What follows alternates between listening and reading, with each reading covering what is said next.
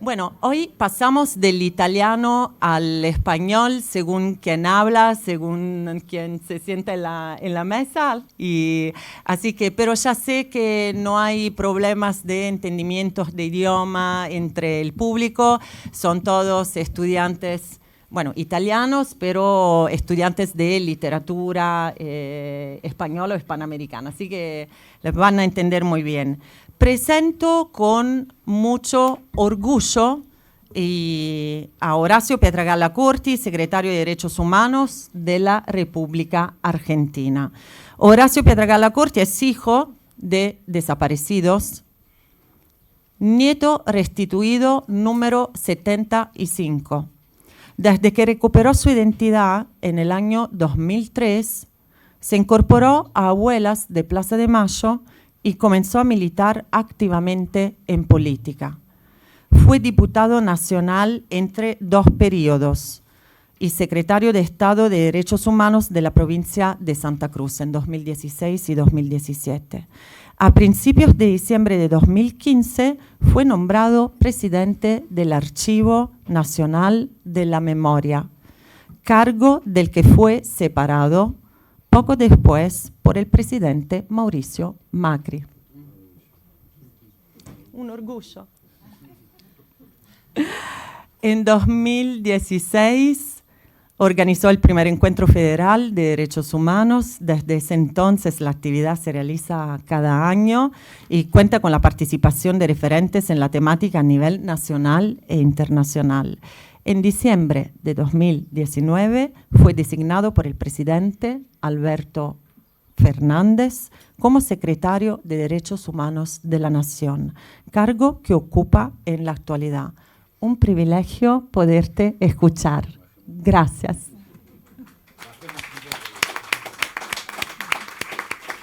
Bajemos. Sí, perfecto. Sí.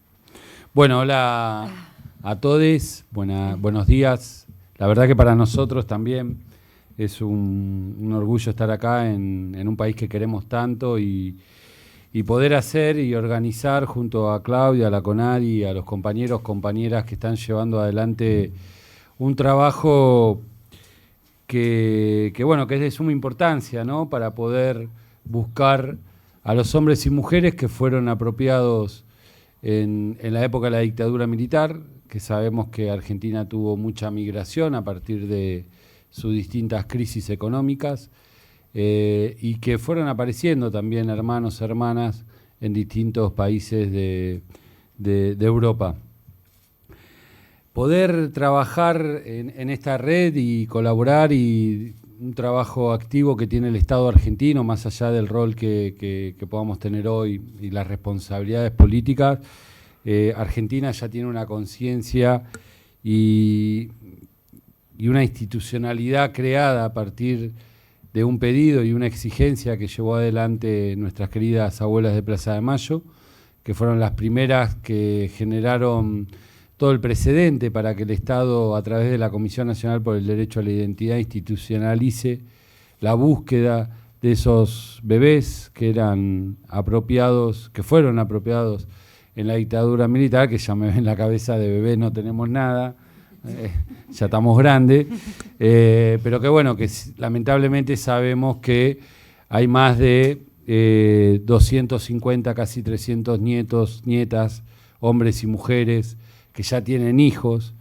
seguramente, y que ese engaño y esa mentira se sigue trasladando hacia otra generación.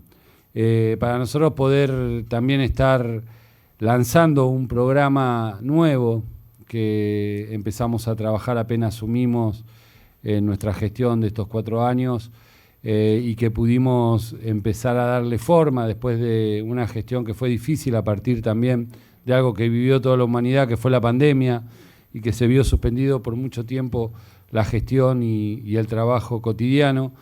Poder lanzar este programa nuevo, que es Identidades Biológicas a muchos hombres y mujeres que no fueron apropiados en la dictadura militar, pero que sí claramente tuvieron una casi misma problemática, que es la violación de su derecho a saber cuáles son sus orígenes. A partir de esa concientización que llevó adelante Abuelas de Plaza de Mayo, buscándonos, generando publicidades, siempre digo lo mismo, yo tengo el recuerdo de cuando era chico ver esas publicidades que Abuelas eran mensajes directos hacia nosotros, que hacía Abuelas para buscarnos, para que nos genere esa duda a quienes teníamos algo que nos cerraba claramente, y así poder acercarnos a la institución en el día que tomábamos la decisión y poder averiguar sobre nuestra identidad. Pero también esa duda se le generó a un montón de hombres y mujeres que también tenían alguna irregularidad en su vida cotidiana, porque también habían sido engañados, o porque eran adoptados, o porque eran apropiados, y que lamentablemente al principio esas consultas que hacían gran parte de esa población, que no eran hijos de desaparecidos, no tenía respuesta, ¿no? Y creo que esto también nos demuestra que cuando hay, digamos, una política activa en la reparación de un derecho y de ciertas violaciones de derechos humanos, si un Estado se pone en campaña, automáticamente se empieza después a ampliar la reparación de ese mismo derecho y de otros derechos, ¿no? En esto hay miles de ejemplos de que gracias a la reparación integral que hizo Argentina en materia de derechos humanos, por ejemplo, con las víctimas del terrorismo de Estado, con los torturados, con los detenidos, con los desaparecidos, con los familiares, también se pudo sensibilizar en poder ampliar reparaciones de violaciones de derechos humanos de nuestra democracia, ¿no? Ningún Estado es perfecto y sabemos que por más que tengamos gobiernos democráticos elegidos por el pueblo, siempre hay violaciones de derechos humanos y siempre hay que estar luchando y trabajando para erradicar las problemáticas que tenemos en nuestra democracia hoy en día. Bueno, esto es producto de eso, el lanzamiento de este nuevo programa es producto de haber tenido como Estado la capacidad de empezar a reparar una problemática y automáticamente cuando uno empieza a reparar una problemática, la demanda empieza a generar que el Estado siga reparando otras problemáticas. El lanzamiento de este programa tiene que ver con eso.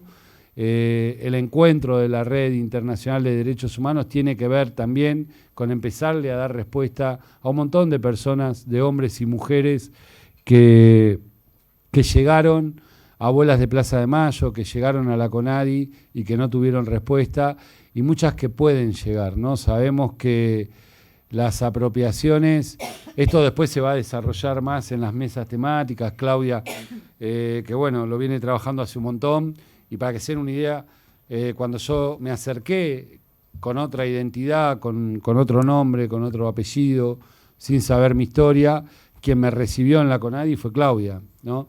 Entonces es muy fuerte para nosotros porque, bueno, nos conocemos, somos como una familia, pero a la vez también está esta magia, ¿no? De que realmente nos conocemos de hace mucho, no nos podemos engañar en nada con nadie, que es el mundo de Abuelas, somos como una gran familia, pero a la vez también creo que lo bueno y lo que se demuestra a partir de una política pública, que bien lo dijo Carles, nuestro embajador y compañero, Argentina pudo llevar adelante una reparación porque hubo un dirigente como Néstor Kirchner, que fue un presidente de la generación de nuestros padres, de la generación de esos detenidos desaparecidos, que tuvo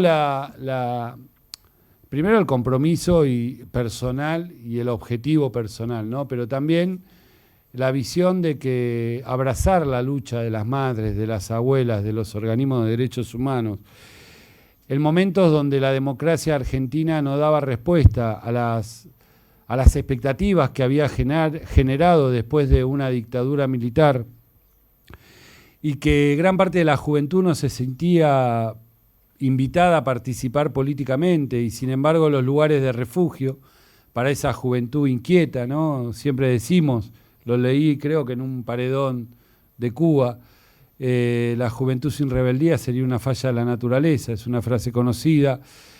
pero ¿dónde va esa juventud cuando no tiene lugares de representatividad, lugares de militancia? Bueno, en Argentina mucha de esa juventud iba a las marchas de las madres, abrazaba a los organismos de derechos humanos, acompañaba a las abuelas, porque realmente eran un lugar de rebeldía. En un status quo, en una democracia que había sido absorbida por el neoliberalismo, los únicos lugares de resistencia, y uno de los pocos, eran los organismos de derechos humanos que denunciaban los endeudamientos del Fondo Monetario Internacional, los recortes a la educación, las reformas laborales, que denunciaban las privatizaciones, que denunciaban la estafa a ese compromiso social que se había asumido a partir de volver a un gobierno democrático después del terror y el horror y del neoliberalismo que implementó esa dictadura militar. Por eso, cuando Néstor asume, abraza a los organismos de derechos humanos, las madres por primera vez en su historia, después de casi más de 30 años, por primera vez entraban a la casa de gobierno casi todos los días. Es más, ya no iban a la casa de gobierno porque se cansaban de ir de tantos actos que las invitaban y nos mandaban a nosotros, a los nietos que estábamos en Abuelas. Y uno veía al mundo de organismos de derechos humanos siendo parte de la política pública, activa.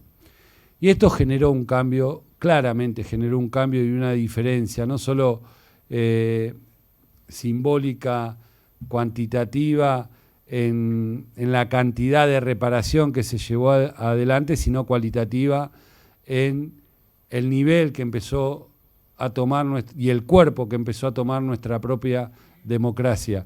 Y eso hace que hoy, por ejemplo, Argentina tenga una diferencia abismal en reparación con otros países de Latinoamérica que también tuvieron dictadura militar, que también tuvieron secuestros, centros clandestinos de detención, que también tuvieron fosas comunes, que también tuvieron proyectos económicos neoliberales. Por eso, esa convicción que llevó adelante y esa conjugación que fue una política activa, pero apoyada en una política de derechos humanos, hizo que Argentina hoy pueda estar discutiendo temas que no se discuten en otros países. Nosotros, por ejemplo, después dije recién, ¿no? Después se va a hablar del proyecto de identidades biológicas, pero esto es producto de eso. Como dije antes, esto es producto de ese avance en materia de derechos humanos que tuvimos. Esto es una problemática que está en todos los países, no es que es solo de Latinoamérica. Cada país tiene su problema identitario. Culturalmente se acostumbraba que si una persona era joven y era mamá adolescente, que la críe una vecina o que la críe la tía como madre. Estas eran prácticas humanas que no tienen frontera. La venta y compra de bebés, sabemos que es algo que existe en el mundo, lamentablemente, en un mundo desigual esto sucede. El engaño también a las madres que dan a luz tal vez en alguna clínica media turbia y que le dicen que su hijo murió y ese hijo termina siendo parte de un tráfico de menores. Sabemos que esto sucede también en gran parte del mundo, pero bueno, no se habla de esto. Y en Argentina sí se habla, se pone el cuerpo y se pone en práctica una reparación y una visibilización y una concientización de esta problemática. Por ejemplo, en Argentina, gracias a que pudimos visibilizar y acabar con la impunidad, después de muchos años de impunidad, que lo explicó un poco nuestro embajador, acabar con la impunidad y hoy tener más de 1.460 genocidas condenados por delitos de lesa humanidad. 1.460 dije, creo que estoy bien, ¿no? Sí, sí, casi 1.500, pero que pudimos condenar por delitos de lesa humanidad. También sabemos que los militares no eran, y con tribunales civiles, ¿no? Pero que sabemos que los militares no eran solo los ejecutores de esas violaciones sistemáticas de derechos humanos, sino que también las fuerzas policiales. Y que después de tantos años de impunidad esas prácticas se naturalizaron. Total, nadie pagaba nada y esas prácticas que se llevaron adelante contra militantes políticos, después se empezaron a implementar contra pibes de los barrios, de los sectores más marginales de nuestros países. Esto tampoco es una novedad, tampoco es una problemática de Argentina. Los escuadrones de la muerte en Brasil, en Colombia, México, sabemos que la violencia institucional contra los sectores populares y más postergados de la ciudadanía es una moneda corriente, y creo que no solo en Latinoamérica, sino que en Europa también se da con la población migrante, con los sectores más desprotegidos, donde el Estado no llega, ¿no? Y llega con la peor cara, con la cara represiva y con la cara de las fuerzas policiales. Bueno, Argentina hoy está llevando adelante una política muy activa contra la violencia institucional, por ejemplo, y tenemos un proyecto de ley que fue celebrado por el Comité contra la Desaparición Forzada de Naciones Unidas. Es un proyecto de ley único. Esto no lo digo para vendernos qué bueno que somos, sino que digo cuánto sirve que un Estado repare para poder seguir construyendo política de reparación hacia problemáticas, como dije recién, en deudas, ¿no? En deudas y hacia problemáticas que genera el propio Estado, violando los derechos humanos. Por eso, para nosotros, en un contexto mundial complejo, en un contexto donde todos pensábamos que de la pandemia salíamos mejores, y hay lamentablemente muestras fieles en todo el mundo que salimos peores de la pandemia, y que cuando pensábamos que la solidaridad iba a ser una flor cotidiana, una herramienta que nos iba a orgullecer, vimos cómo, paquetes de vacunas llegaban a un aeropuerto para ser trasladados a un país y eran arrebatados por otro país y dejando sin la mezquindad fue la moneda corriente. Esto desde lo institucional también se traslada hacia las comunidades, hacia las sociedades, y la verdad que tenemos que llevar adelante un trabajo muy arduo por el retroceso que tuvimos humano a partir de esta pandemia.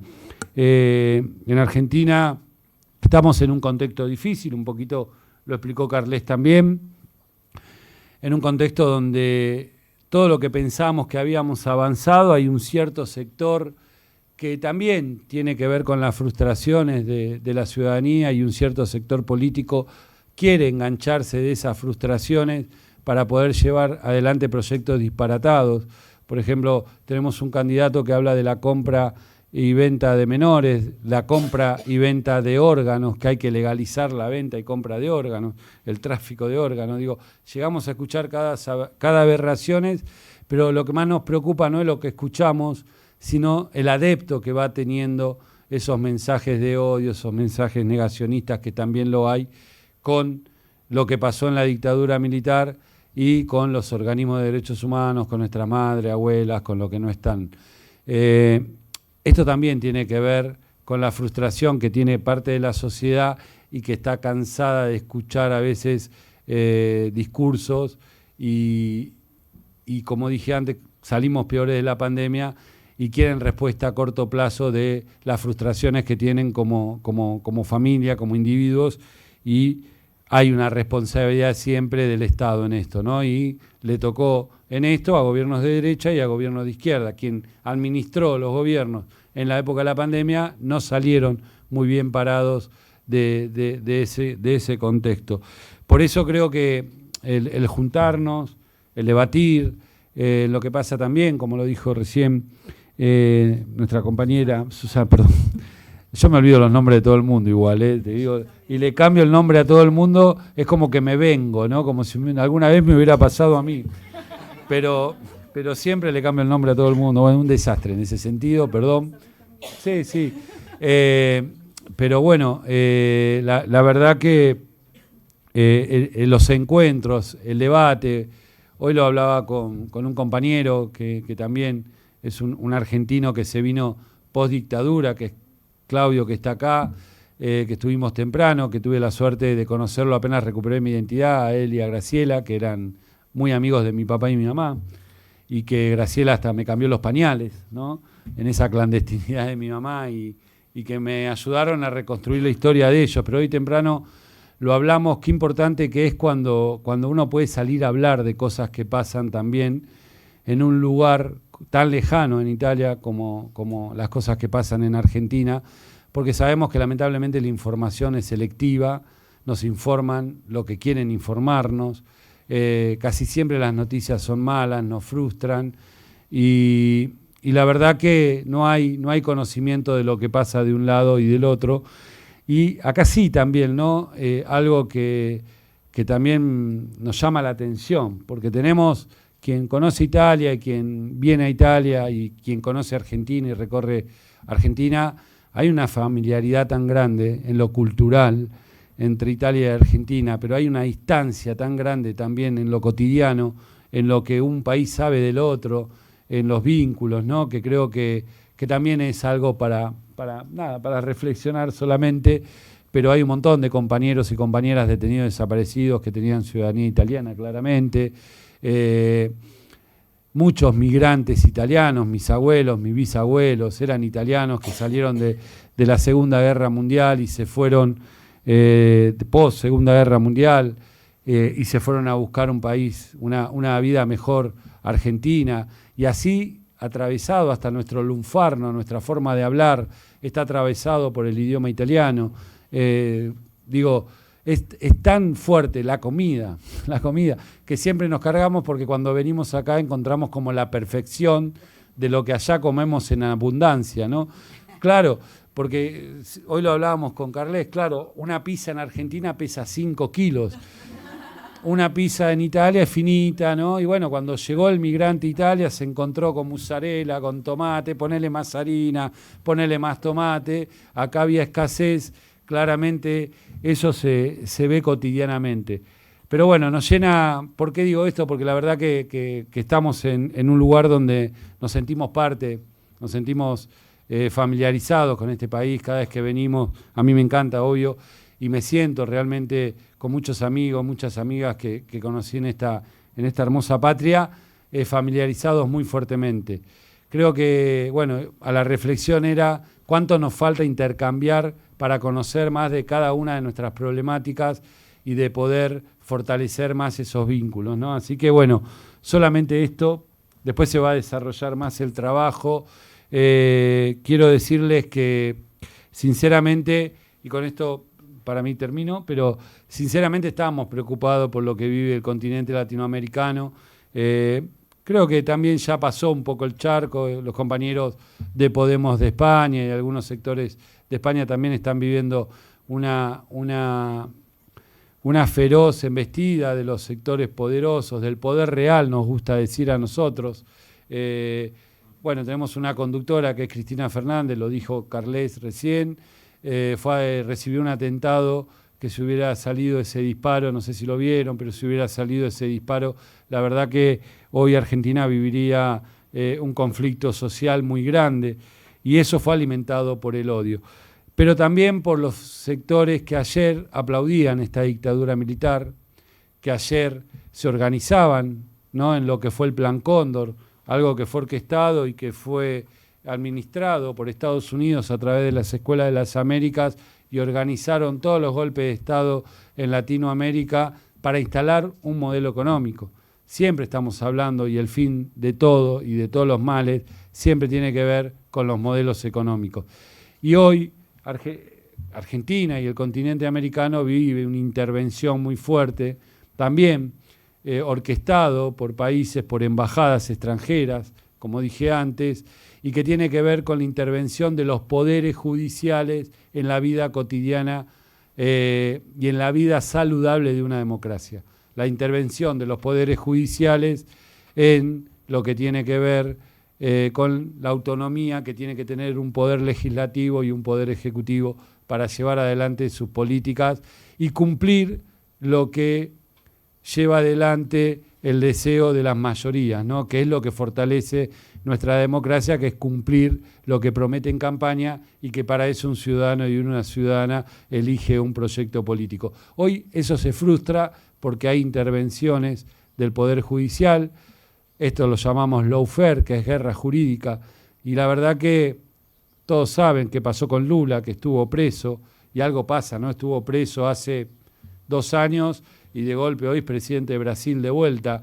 Eso claramente tiene que ver con el lawfare y con lo que significa también deshumanizar, generar causas y tratar de correr del camino a dirigentes que lo único que van a tratar de hacer es contrarrestar al poder real, tratar de redistribuir la riqueza en los países y que la sociedad pueda vivir un poco mejor. Esto lo venimos diciendo porque para nosotros cada vez que podemos hablarle a alguien joven que tal vez está muy alejado de lo que pasa en Latinoamérica, para nosotros también es poder defendernos de lo que pasa allá, ¿no? Cada vez que generamos conciencia, cada vez que podemos contrarrestar al sentido común que arman las corporaciones comunicacionales, creo que es un pasito más que vamos llevando adelante para resistir contra estas embestidas de los poderes fácticos y de los poderes reales. Así que, como dicen nuestras madres y abuelas, la única lucha que se pierde es la que se abandona.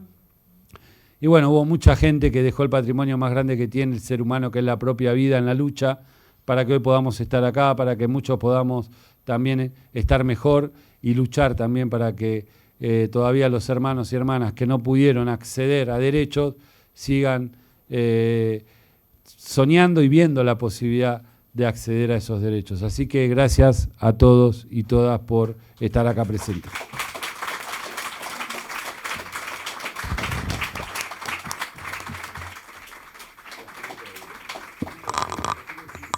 Hace un poco calor. Gracias, Horacio. Sí, así. No, gracias, Horacio. Gracias por tus palabras y, bueno, un discurso verdaderamente con tantos estímulos y sugerencias que ahora yo no quiero comentar nada porque a la 1 los lleva a comer algo muy rico. Así que quiero estar en los tiempos para probar esta comida italiana de donde viene la comida argentina. No, bueno, sobre la familiaridad, o sea que habría mucho, ¿no? Para decir, yo me siento mucho más cómoda en Buenos Aires que en algunas ciudades a veces italianas que se encuentran, digamos, al norte, o no sé. Bueno, pasan cosas un poco raras. En Buenos Aires muy cómoda, o sea, muy familiar. Son cosas que pasan, ¿no? Bueno, entonces, y es con verdaderamente mucho gusto que le paso la palabra a Marcela Solsona Cintora. Marcela es hija de Carlos Solsona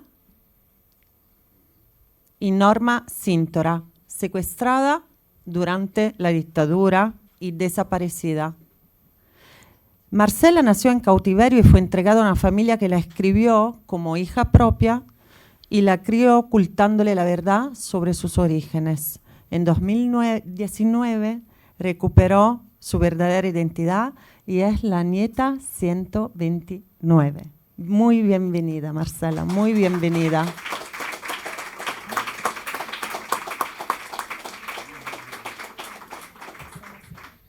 Bueno, hola, gracias por recibirnos.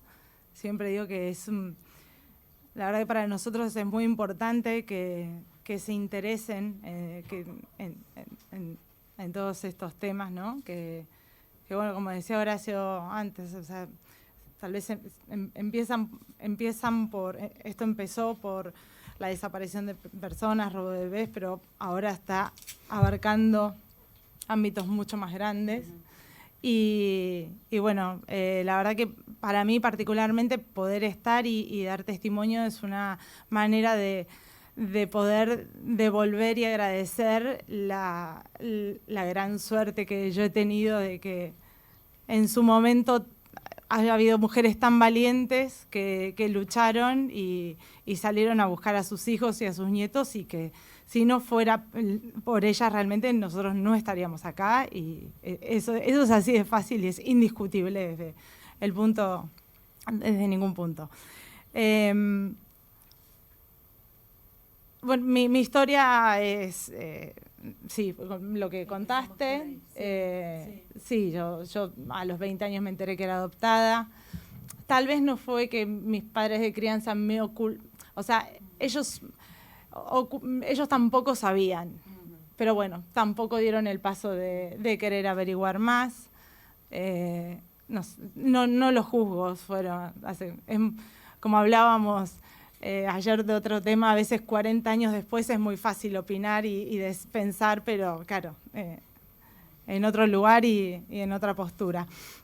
Y bueno, cuando me enteré que era adoptada, obviamente pude suponer que siendo del 77 podía pertenecer al grupo de hijos de desaparecidos, pero bueno, no tenía indicios en mi familia que me llevaran a suponer eso, y aparte, bueno, uno es niño, va creciendo, de adolescente, cambia totalmente.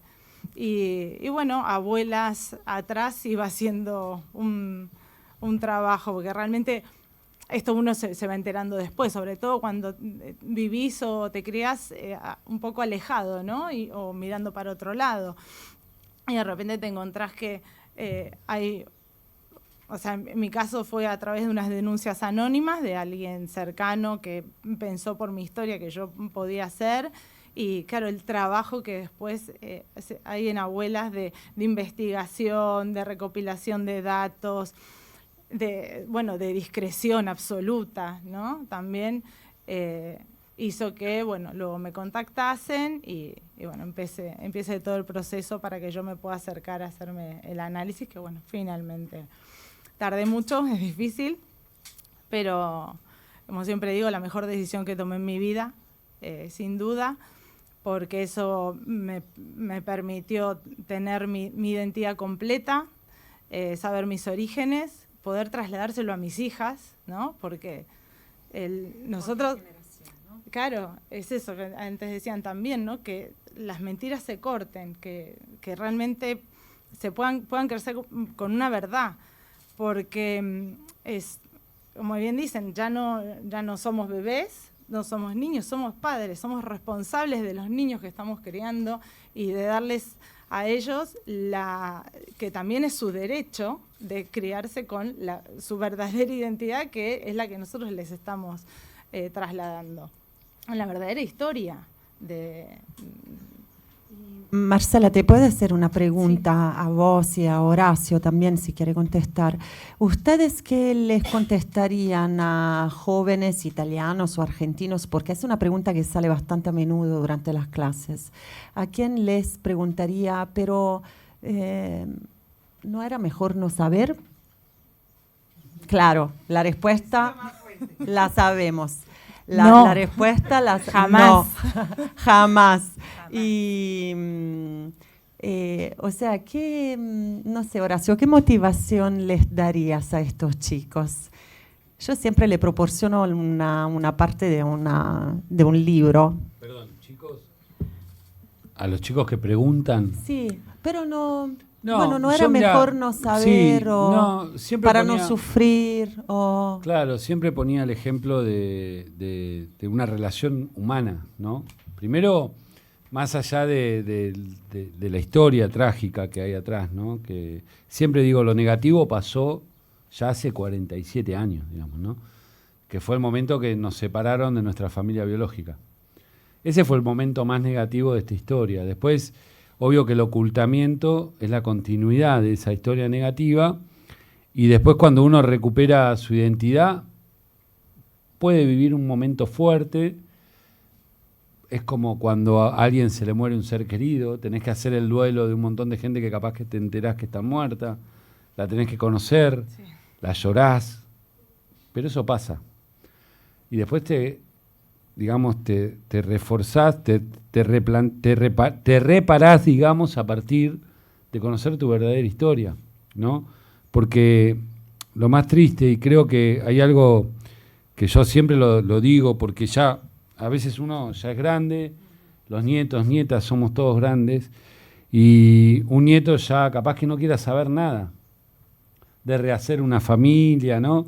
Pero bueno, el derecho y la verdad lo tiene que saber porque hubo un delito de por medio. Pero también está el tema de nuestros padres, ¿no? Que fueron personas que fueron secuestradas, que fueron torturadas, que le sacaron a sus hijos, muchos de su vientre, a mujeres que dieron a luz en esos centros clandestinos de detención. Y que hay algo que tiene que ver con la condición humana, que es uno hace todo para por lo menos que en el paso terrenal, ¿no?, deje algo y que cuando uno no esté más en lo terrenal, alguien te recuerde, ¿no?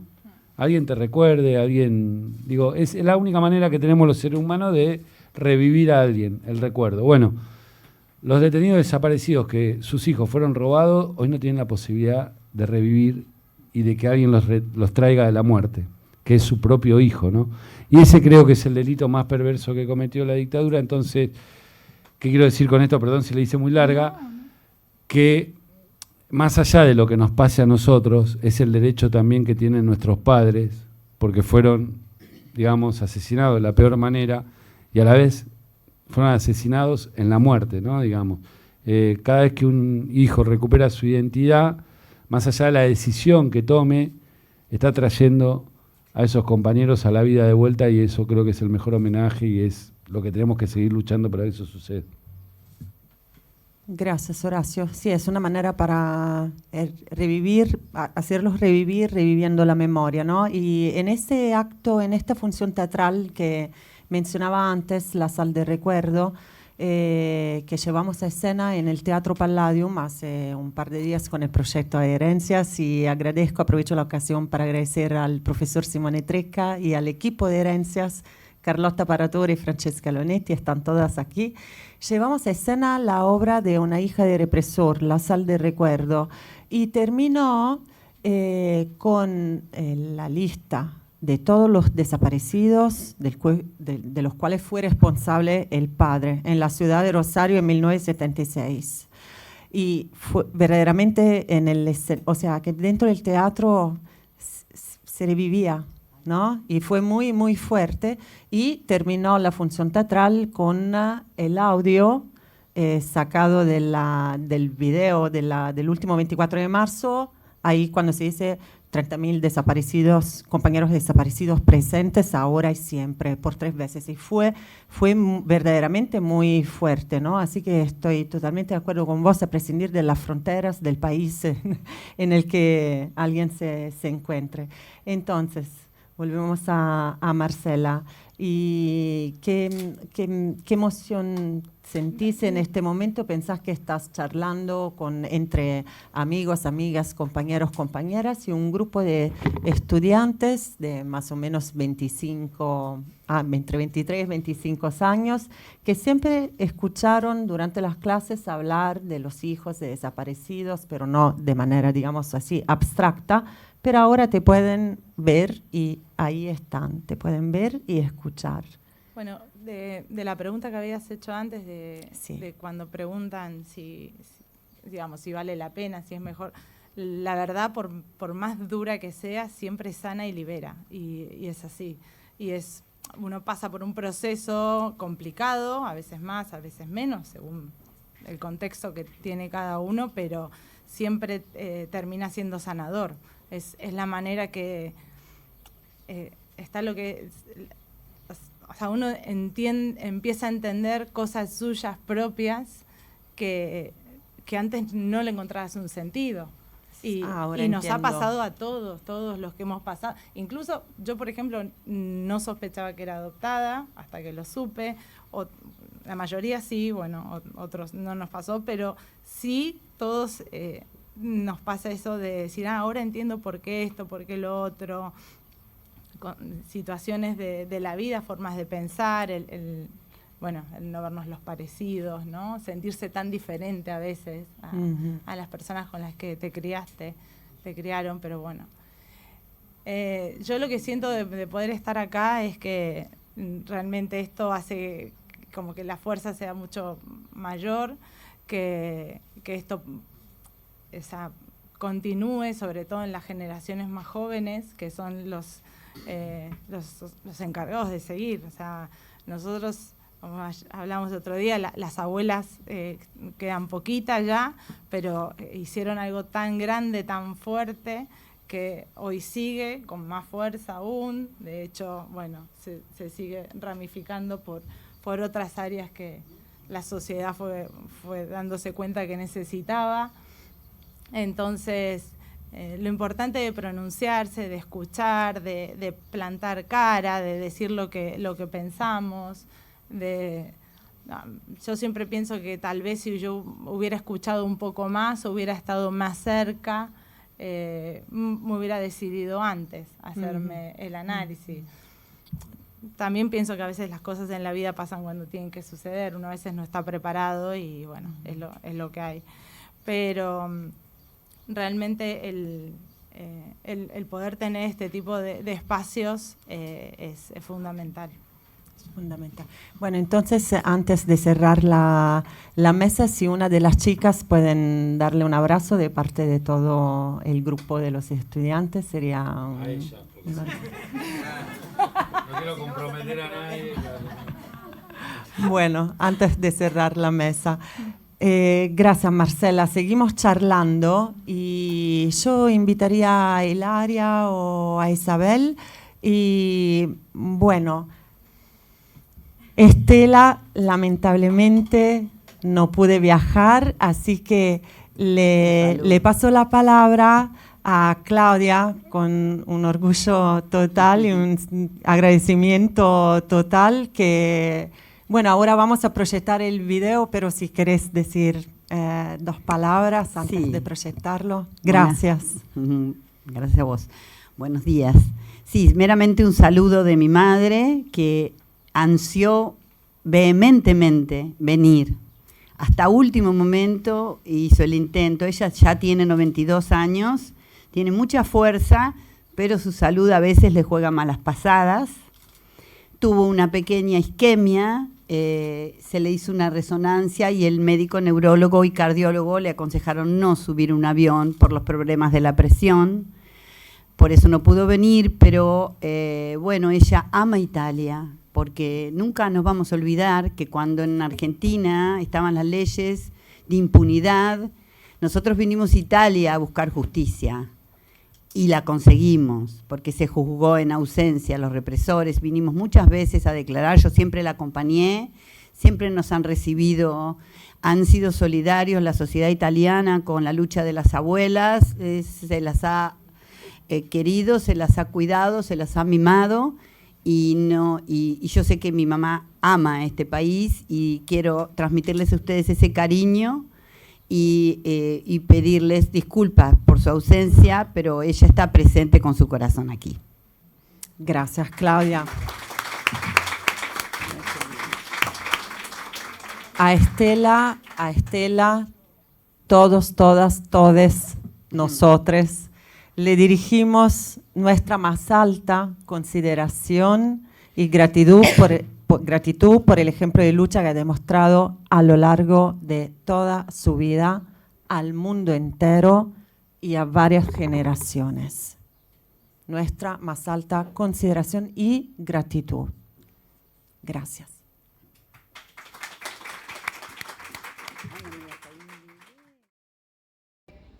Hola a todos y todas.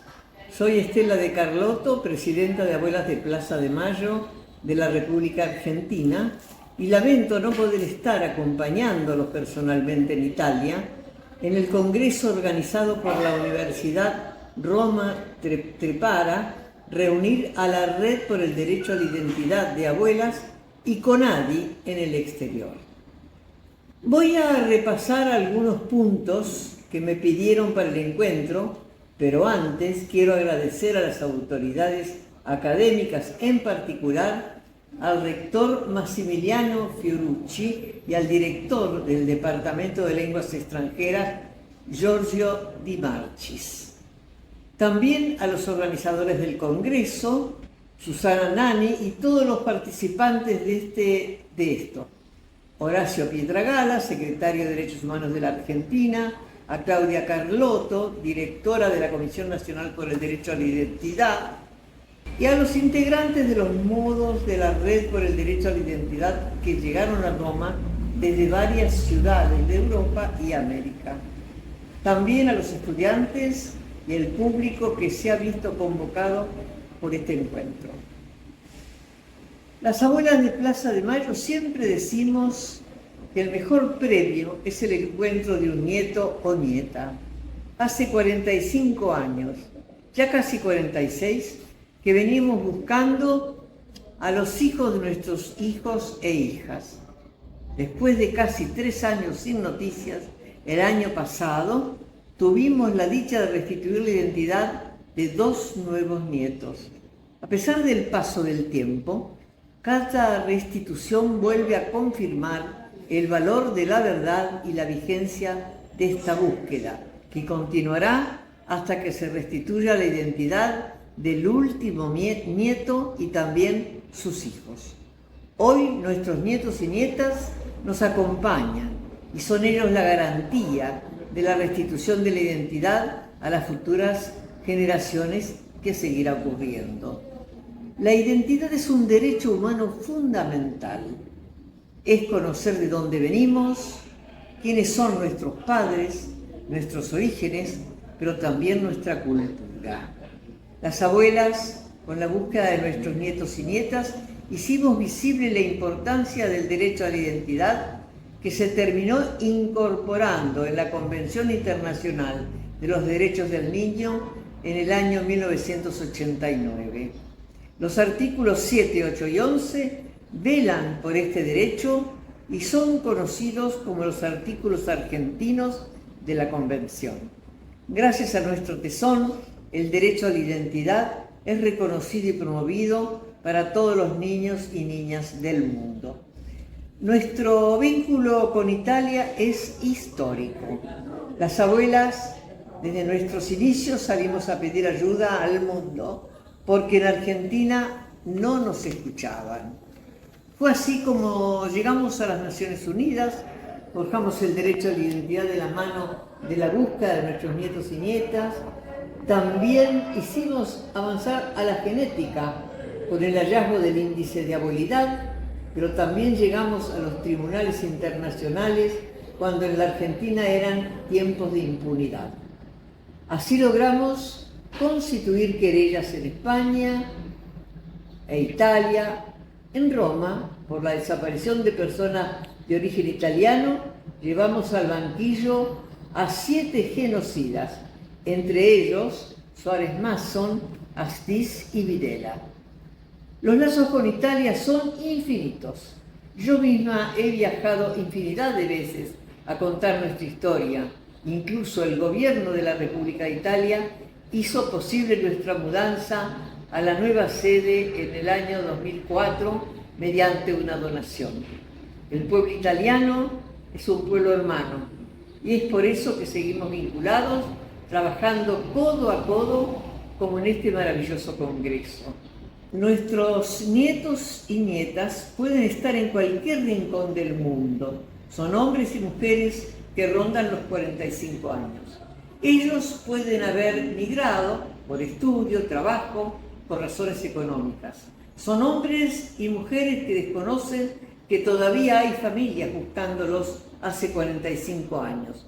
Por eso es tan importante la difusión de la búsqueda de niños y niñas apropiados durante la dictadura argentina. Hoy adultos porque sigue vigente. Prueba de que nuestros nietos y nietas pueden estar en cualquier ciudad del planeta son algunas de las últimas restituciones. Martín, localizado en Miami. Marcela, localizada en Valencia.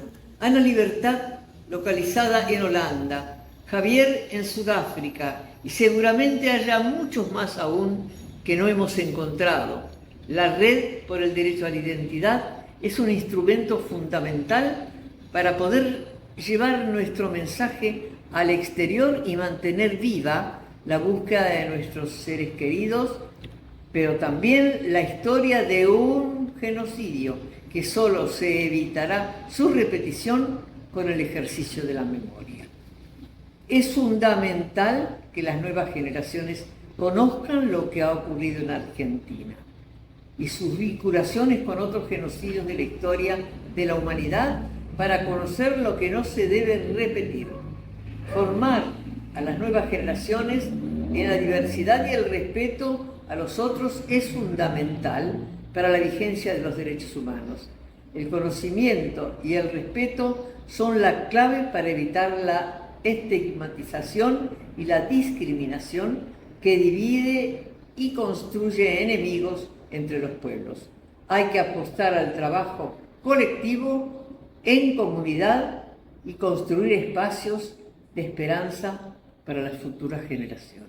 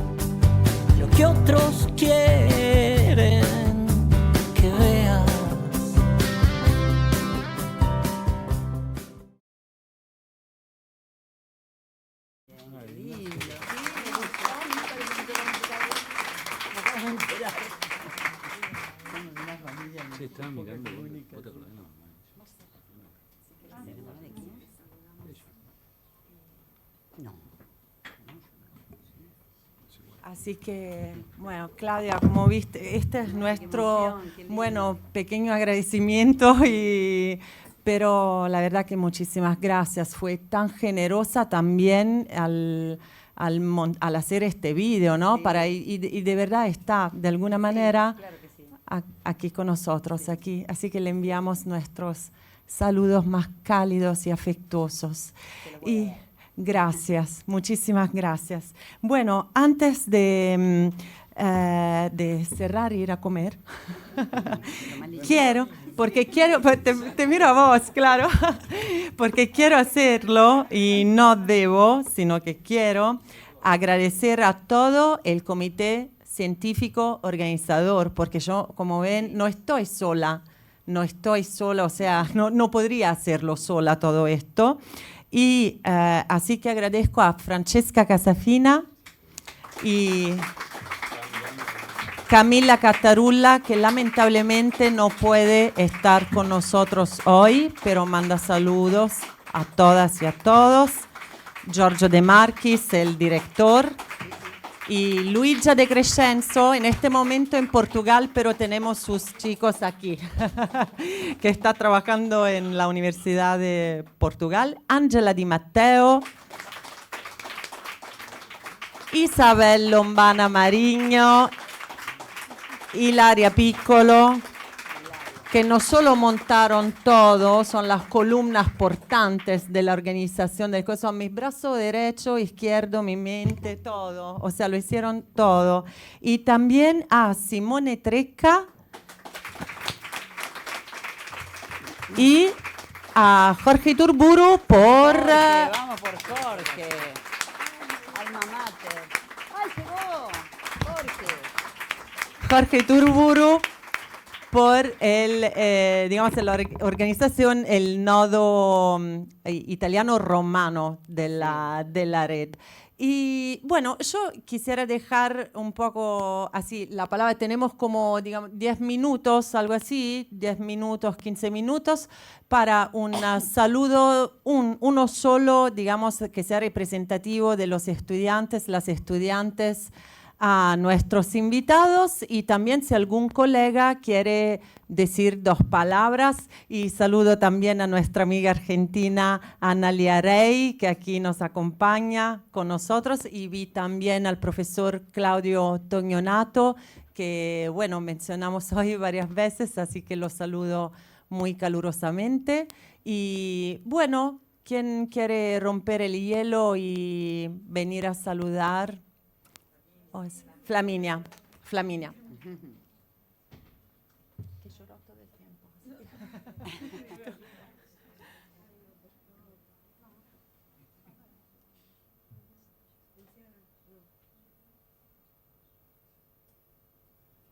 Su cosa significa per voi? No, aquí, Flaminia. Aquí. Nada, yo les agradezco mucho por estar aquí, por compartir vuestra historia.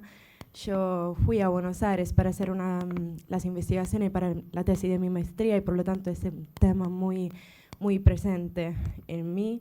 Y nada, gracias por todo, por toda la lucha que se lleva adelante de las abuelas y Madre Plaza de Mayo.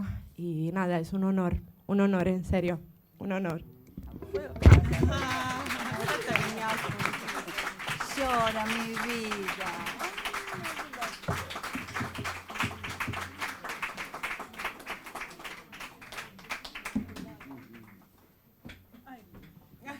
Ahora sí, No se mata, no se mata.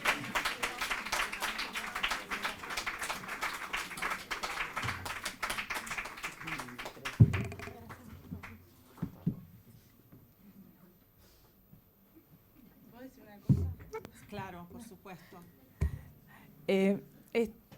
Esto es lo que se genera con estos encuentros, ¿no? Que más allá de, bueno, la lucha política que haya, porque esto empezó todo por temas políticos y demás, lo más fuerte es la parte humana, de que se encuentren familias, porque cuando una persona recupera su identidad, no se sana solo esa persona, es toda. O sea, es la sociedad, sí, es todo el entorno, desde el entorno más cercano y así hacia afuera. Y realmente ver el acogimiento que tienen este tipo de encuentros, de actividades, no sé, a mí me emociona profundamente. Gracias, Marcela. Y Giulia, invito a Giulia a hacer un saludo.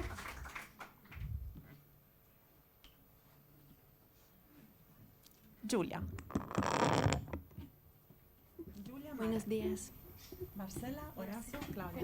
¿Sí? Hola, Julia. Va, Giulia. Dale. Hola, soy Julia y hablo claramente también para algunas de mis compañeras. Somos estudiantes de la profesora Nanni y hemos estudiado Archivo de la Memoria. Para nosotras entonces es un orgullo estar aquí, es un honor, gracias por vuestra presencia. Y a nosotras nos ha llamado la atención el momento en el que habéis afirmado que revivir la memoria es parte de un proceso, de un camino de descubrimiento personal, colectivo, que lo habéis hecho sobre todo gracias también a vuestros hijos, ¿no? A vuestras hijas, y me imagino, siendo padres vosotros y vosotros en general. Y para nosotras, que hemos estudiado esas temáticas, fue claramente algo imprescindible gracias a la profesora que nos dio esta oportunidad. Y nada, me callo porque habéis dicho lo más importante vosotros y vuelvo simplemente a reiterar que claramente es un orgullo estar aquí y espero que todos podamos aprender de vosotros, que sois verdaderamente luchadores, y nosotros estudiantes aquí en Italia que podamos claramente poner en práctica vuestras enseñanzas. Gracias.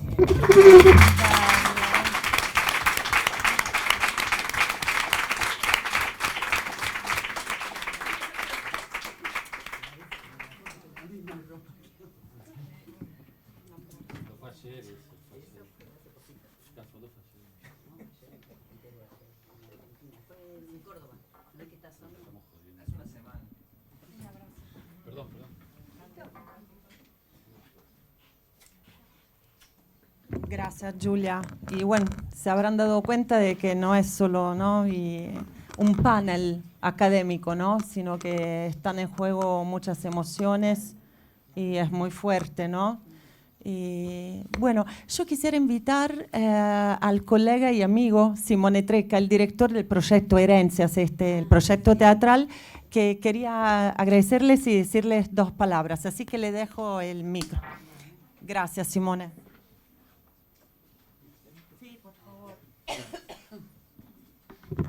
Bueno, ante todo, darles las gracias por sus intervenciones y por compartir con nosotros vuestra vida, ¿no?, que es la vida en realidad de lo que hemos hablado. Simplemente decir 2 palabras para comentar que, bueno, primero que Herencias les está agradecido como proyecto porque podemos acoger dentro del mismo todo lo que estamos haciendo hoy, y nuestra pequeña contribución va a ser difundir lo que estamos haciendo en la plataforma de Herencias. Todo se está grabando y se colgará en la web, nada más tener la grabación completa, y lo van a poder ver desde todos los lados del mundo. Así que esta es nuestra pequeña contribución a que se difundan estos temas y estas experiencias que nos estáis compartiendo. También yo quería comentar, ya mi querida amiga y colega Susana lo sabe muy bien, y le agradezco a ella también que nos haya involucrado en esta jornada. El tema de los niños robados es un tema que nos toca muchísimo. Yo no me ocupo de Argentina, yo me ocupo de España, de memoria de la guerra civil y del franquismo. Y bueno, se escucha por cómo hablo, supongo, pero claro. Pero lo que sí que se está empezando a hacer también en España es hablar de este tema de los niños robados. Antes Susana hablaba de apropiación, y precisamente hay un rasgo diferencial, que siempre estamos hablando de niños robados, pero en el franquismo se habla de expropiación, porque hubo un marco legal, ¿no?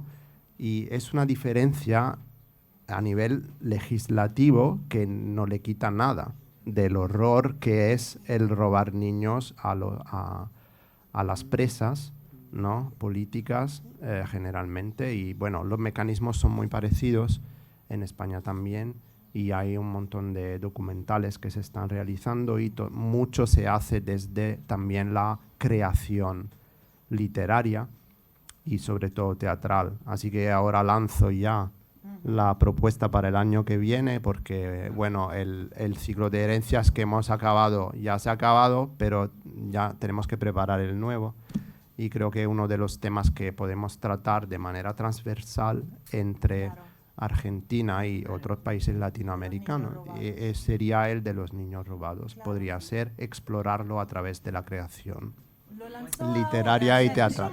Esto tampoco Susana lo sabía, pero me parece que puede ser el tema del año que viene.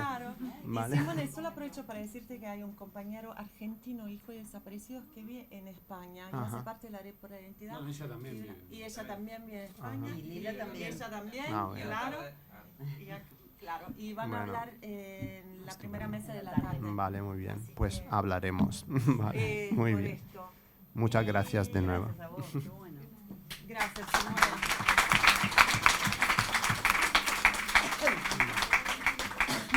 Bueno, así que creo que si no hay más intervenciones o preguntas, me olvidé agradecer por la colaboración, claro, il CRISA, Progetto Herencias, Re por el Derecho a la Identidad, la 24 marzo Onlus di Jorge Turburu, e ci tengo anche a ringraziare per il supporto il personale tecnico amministrativo del Dipartimento che ci sta aiutando anche in questo momento.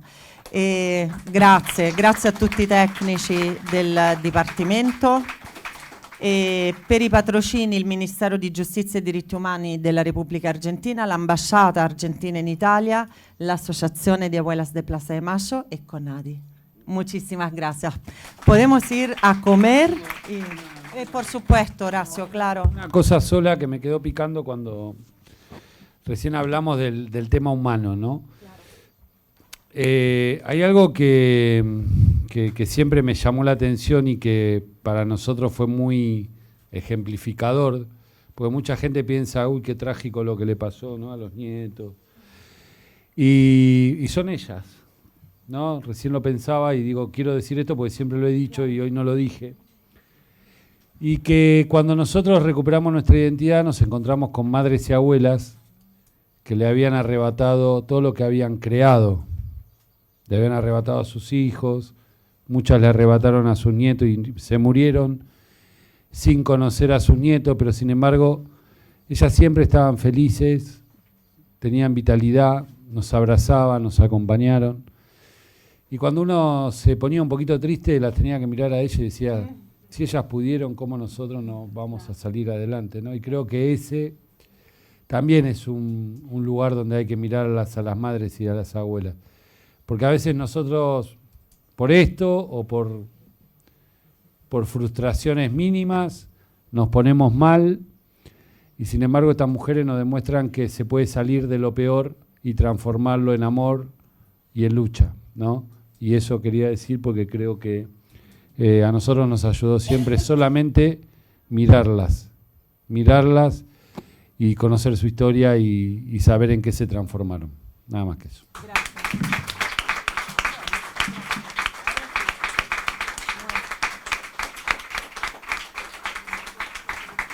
Muchísimas gracias a todos, todas, todos, todes. Nos vemos bueno, vamos a empezar nuevamente la sesión, el primer panel, la primera mesa de la tarde a las 3. ¿Sí? Gracias.